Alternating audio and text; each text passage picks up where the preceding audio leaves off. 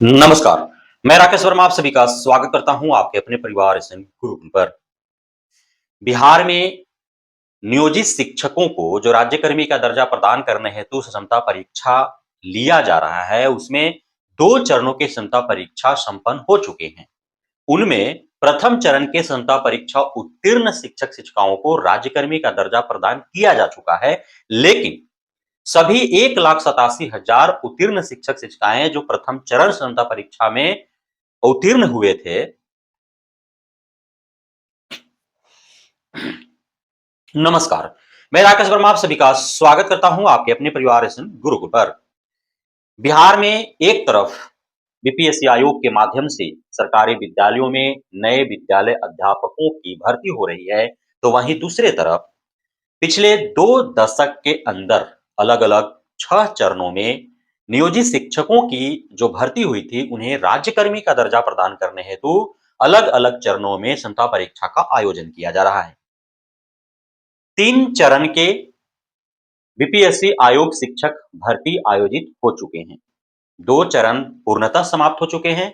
तीसरे चरण का काउंसलिंग चल रहा है और उनमें से लगभग 80% का काउंसलिंग हो भी चुका है जो चयनित हैं, जिनका नियुक्ति पत्र दिए जाने हैं। वहीं यदि क्षमता परीक्षा की बात करें तो 2 चरणों के क्षमता परीक्षा भी संपन्न हो चुके हैं, जिनमें एक चरण का क्षमता परीक्षा के जो चयनित शिक्षक राज्यकर्मी बनने हेतु, विशिष्ट शिक्षक बनने हेतु थे, उन्हें विशिष्ट शिक्षक बना दिया गया है, राज्यकर्मी का दर्जा दे दिया गया है। लेकिन उसमें भी सभी 1,87,000 जो उत्तीर्ण शिक्षक-शिक्षिकाएं थे, उनको राज्यकर्मी का दर्जा अब तक नहीं मिल पाया है। 1,87,000 क्षमता परीक्षा फेज 1 उत्तीर्ण शिक्षक-शिक्षिकाओं में से महज 1.5 लाख के आसपास ही शिक्षक-शिक्षिकाओं को राज्यकर्मी का दर्जा मिला है। और को क्यों नहीं मिला और कब तक मिलेगा, यह विभाग की ओर से अब तक जानकारी प्राप्त नहीं हो पाई है। क्षमता परीक्षा फेज 2 हुए भी कई माह गुजर गए, काउंसलिंग हुए भी कई माह गुजर गए। अब नींद खुला है विभाग को और नियुक्ति पत्र बांटे जाने की बात कही जा रही है। हालांकि क्षमता परीक्षा फेज 2 उत्तीर्ण सभी शिक्षक-शिक्षिकाओं का काउंसलिंग नहीं हो पाया है। उनमें भी हजारों की तादाद में ऐसे शिक्षक-शिक्षिकाएं हैं जिनका काउंसलिंग नहीं हो पाया है। उनका काउंसलिंग कब होगा, यह भी शिक्षा विभाग अब तक जानकारी नहीं दे पाई है। लेकिन जिनका काउंसलिंग हो गया है, उनका नियुक्ति पत्र बांटे जाने का योजना तैयार किया जा रहा है। टीआरई 3.0 की यदि बात करें, तो इसमें भी जितने उत्तीर्ण शिक्षक-शिक्षिकाएं हैं, उनका अब तक काउंसलिंग नहीं हो पाया है। 100% चयनित अभ्यर्थियों का काउंसलिंग कहां हो पाया? हजारों की तादाद ऐसे शिक्षक-शिक्षिकाओं का है टीआरई 3.0 से चयनित जिनका काउंसलिंग नहीं हो पाया है, लेकिन उनका भी नियुक्ति पत्र बांटे जाने का योजना बनाया जा रहा है शिक्षा विभाग के द्वारा। अब जो 9 मार्च की तिथि जो बताई जा रही है समाचार पत्रों के माध्यम से कि 9 मार्च को नियुक्ति पत्र बांट दिए जाएंगे सभी 1,31,000 बीपीएससी टीआरई 3.0 उत्तीर्ण और क्षमता परीक्षा फेज 2 उत्तीर्ण अभ्यर्थियों और शिक्षक शिक्षिकाओं को गांधी मैदान में बुला करके कुछ को और बाकी को अपने अपने जो जिला अलॉट है उन्हें उन जिला मुख्यालयों में। कैसे संभव है कि 9 मार्च को 1,31,000 अभ्यर्थियों और शिक्षक शिक्षिकाएं जो टीआरई 3.0 और क्षमता परीक्षा फेज 2 से चयनित हैं, उन्हें नियुक्ति पत्र बांटा ही जाएगा? कैसे? तो बहुत बड़ा यह असमंजस वाली स्थिति है। टीआरई 3.0 की यदि बात करें, तो अभी 11th-12th में अतिथि शिक्षकों का परिणाम घोषित नहीं किया गया है। अभी 6 विषयों के चयनित अभ्यर्थियों को डिस्ट्रिक्ट अलॉट नहीं हो पाया है।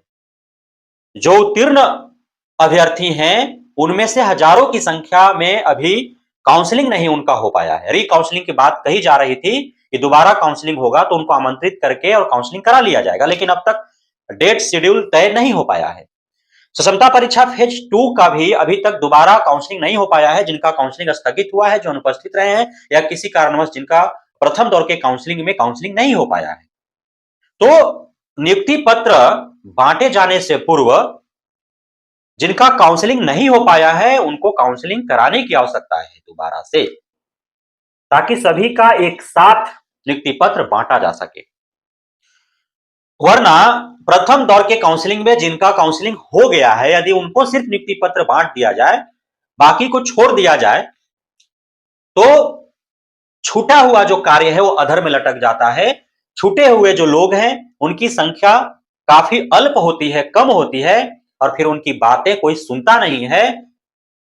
कई महीने, कई वर्ष गुजर जाते हैं लेकिन उन्हें न्याय नहीं मिल पाता है।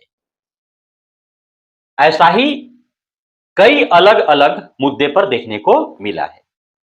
तो हम तो शिक्षा विभाग से गुजारिश करेंगे कि पहले आप टीआरई 3.0 के 100% चयनित जो 66,000 अभ्यर्थी हैं उनका और क्षमता परीक्षा फेज 2 से 100% जो उत्तीर्ण शिक्षक शिक्षिकाएं लगभग उनकी संख्या 65,000 है, तो सभी 1,31,000 चयनित अभ्यर्थियों शिक्षकों का काउंसलिंग पूर्णतः कर लिया जाए। उसके बाद ही जो है सभी को एक साथ नियुक्ति पत्र वितरण किया जाए। अब एक और बहुत बड़ी खुशखबरी निकल कर के आ रही है शारीरिक शिक्षकों से जुड़ा हुआ। 2012 से पूर्व जो शारीरिक शिक्षक बने हैं उस समय जो है कक्षा प्रथम से 8वीं तक के लिए एक ही कोटि था। अब जब क्षमता परीक्षा लिया गया उनको राज्यकर्मी का दर्जा प्रदान करने हेतु, तो चूंकि कोटि कक्षा प्रथम से 8वीं तक के लिए एक था, तो उन्होंने 6 to 8 वाला में क्षमता परीक्षा दिया। अब शिक्षा विभाग कंफ्यूज हो गया कि भाई शारीरिक शिक्षक 1 to 5 में चयनित है, 6 to 8 का उन्होंने क्षमता परीक्षा कैसे दे दिया? जबकि कोटि 2012 से पूर्व शारीरिक शिक्षकों के लिए सेम था। तो अब शिक्षा विभाग को समझ में आ गया, तो अब संशोधित पत्र जारी किया गया है। 2012 से पूर्व जो शारीरिक शिक्षक बहाल हुए थे नियोजित शिक्षक के तौर पर, उनको अब जो है विशिष्ट शिक्षक बनाया जा रहा है, राज्यकर्मी का दर्जा दिया जा रहा है। तो वे भी अब जो है सरकारी शिक्षक बन जाएंगे, राज्यकर्मी बन जाएंगे और राज्यकर्मी के भांति ही उन्हें अब लाभ मिल पाएगा। 2012 से बाद वाले का जो शारीरिक शिक्षक हैं जो बहाल हुए नियोजित के तौर पर, उन्हें भी राज्यकर्मी का दर्जा मिलेगा, अवश्य मिलेगा।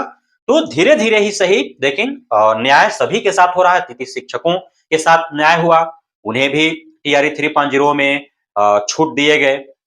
उन्हें भी जो है अतिथि शिक्षक जो बीपीएससी नहीं क्रॉस कर पाए, जो क्षमता परीक्षा नहीं दे पाए, तो उन्हें भी जो है अब पुनः ले लिया गया है, उनके साथ भी न्याय हो गया।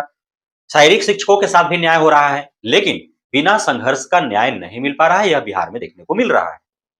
इसलिए एकजुट होकर के सभी शिक्षा विभाग के अंदर कार्यरत जो कर्मी हैं, शिक्षक स्तर का, उन्हें रहने की आवश्यकता है।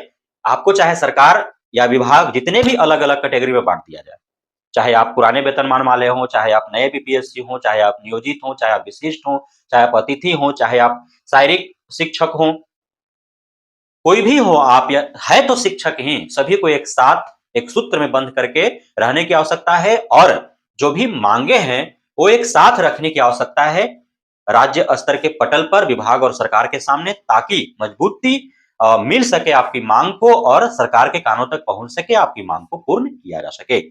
बहुत बहुत धन्यवाद आप सभी साथियों का हमारे साथ जुड़े रहने के लिए, बने रहने के लिए, मित्र प्यार देने के लिए, भरोसा बनाए रखने के लिए।